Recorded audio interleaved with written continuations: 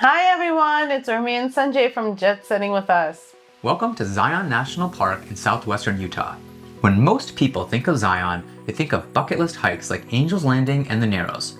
But what if I told you you didn't have to get waist deep in running water to have an amazing trip in this park? Today we'll show you just how much you can see by using the shuttle and sticking to the easy trails within the park. Everything from waterfalls, hanging gardens, and even a chance to see condors. Before we get started, be sure to hit that like button, subscribe, and share this video with your friends. It really helps us grow our channel. Now, let's dive right in. Zion National Park is in southwestern Utah, about 2.5 hours northeast of Las Vegas or 4.5 hours south of Salt Lake City. Most visitors fly into Vegas, rent a car, and make the drive here.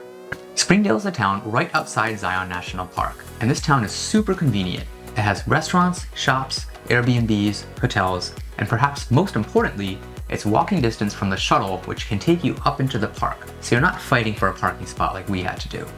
Another option is to stay at Zion Lodge right inside the park grounds.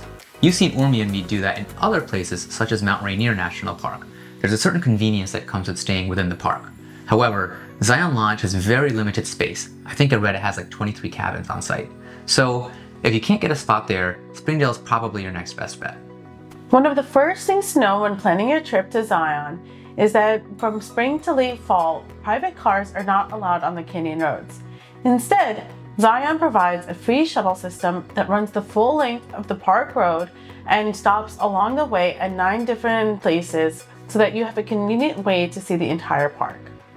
There are 2 main shuttle routes to be aware of. First is the Springdale route that will take visitors from Springdale and drop them to the main entrance. From there, visitors can switch to the in-park shuttle, which will make 9 stops up and down the canyon road. Honestly, we spent so much time looking for a parking spot at the visitor center parking lot. We wish we had just parked in Springdale and taken the shuttle up. That 45 minutes would have been much better spent actually experiencing the park. Once you're on board, the shuttle becomes part of the experience. The ride itself offers stunning views as you head deeper into the canyon. Although, the bus can get a little twisty-turny on the roads, so beware if you're prone to motion sickness. On our trip, we decided to go all the way to the last stop first and then make our way backward to the visitor center. The last stop on the shuttle is the Temple of Sinawava, a natural amphitheater surrounded by towering canyon walls. This is where one of Zion's most famous hikes begins, the Narrows.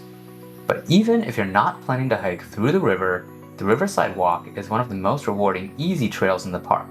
It's just 2 miles round trip, paved the entire way and mostly flat.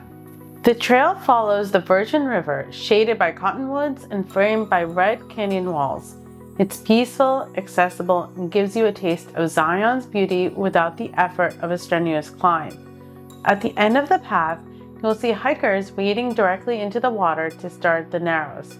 For us, this was the perfect place to stop and soak in the view. If you only do one trail in the park, this would be our pick.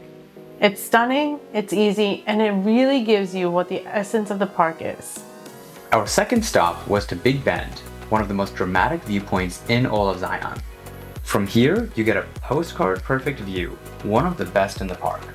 This spot is also known as one of the best places to look for California condors.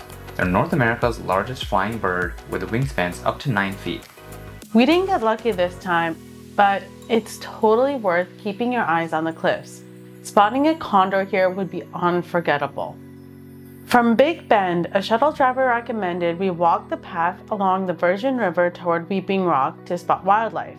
Even without a major trailhead, this stretch of the canyon felt like one of the most peaceful parts of our day. The sound of the water, the shade from the cottonwoods, and the sheer cliffs towering above. It's a reminder that sometimes the in-between moments in Zion can be just as memorable as the big landmarks. That quiet trail brought us right to Weeping Rock Trailhead, one of the most unique features within Zion National Park. This trail is well paved and is only a 1/4 mile, a little bit steep, but definitely worth the stop. At the end, you step into this shaded alcove where water seeps through the sandstone above, creating a constant curtain of droplets. It's like a natural hanging garden, with ferns and moss thriving in the desert thanks to the endless drip. This was one of the most unique spots we saw all day. Such a different vibe from the wide open canyon views. After a short rest in the shade, we made our way to our last stop, the trailhead to Emerald Pools. Normally, you can take the Cayenne Trail from the grotto, one stop after Weeping Rock. This trail is located on the west side of the canyon, and from there you can reach the upper Emerald Pool. But that section was closed for maintenance during our visit, so we took the grotto trail on the east side of the canyon to the Zion Lodge area. The grotto trail was not very scenic, so we would recommend spending your time on other trails. After we got to Zion Lodge, we just followed the Emerald Pools trail to the lower Emerald Pool. The trail itself is short and shady, and it leads to a delicate waterfall spilling over the cliffside into a shallow pool below. It's another reminder of Zion's contrast, a desert canyon where water creates small oases tucked into the rock. Even with part of the trail system closed, this was a relaxing way to end our day in the park.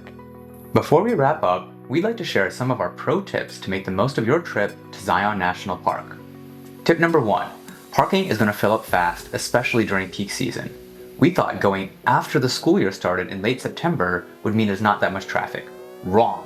We wish we had parked in Springdale and taken the shuttle up to the visitor center instead, and we would recommend you do the same. Second, while there are limited vehicle permits given, the shuttle system really is going to be the best way to get around Zion Canyon. It's free, it's easy, it runs frequently, and it saves you the headache of having to do the driving yourself. Tip number 3, if you want easy trails with maximum payoff, Riverside Walk and Weeping Rock are the best places to start. Tip number 4, if you're looking for a scenic drive, take Route 9 toward the Zion Canyon Overlook Trail. We weren't able to find parking close to the trailhead, but if you are able to, we hear the view from this trail is supposed to be outstanding. Even if you missed the trail, the drive itself was absolutely unbelievable. So here's our overall opinion of Zion National Park. We were expecting to have a good time at this park, but we had an amazing time. The views really wowed us, and we appreciated that we didn't have to do the super complicated hikes like Angel's Landing to really get a good vibe from the park. We also appreciated that the bus was super easy and ran frequently. I think the only downside maybe, it lacked a little bit of depth. We felt like in a short day, we managed to get through most of the park, and we would have liked to feel like we were missing something at the end. Now, we definitely would go back, and we would probably spend 2 or maybe even 3 days next time, as there are other sections of the park that may be worth visiting, such as Kolob Canyon. In addition, we saw a lot of people touring the park by bike. I would definitely be interested to go back and experience the park from a different vehicle. It's not something we've seen in many other parks, I think really only Glacier, and that was for such a limited time. But for Zion, we saw a cyclist going up and down the canyon all day long. It would be such a unique way to experience a national park that we haven't been able to do yet. So that's a wrap for today. Zion National Park is well known for its difficult hikes like Angel's Landing and the Narrows, but as we found, you don't have to do either one to really get a great experience in this park. Between the shuttle system and the easy trails, it really feels like this park is accessible to just about everybody. For us, this was a family-friendly day full of waterfalls, shady alcoves, and incredible canyon views. And it felt just as magical as some of the harder hikes we've done in other parks. If you enjoyed this video, be sure to like, subscribe, share with your friends, and drop a comment below as well. Did you like Zion National Park? Or if you haven't been, what are you most excited to see? We'd love to hear your opinion. We look forward to seeing you in our next adventure at Bryce Canyon National Park. Bye for now!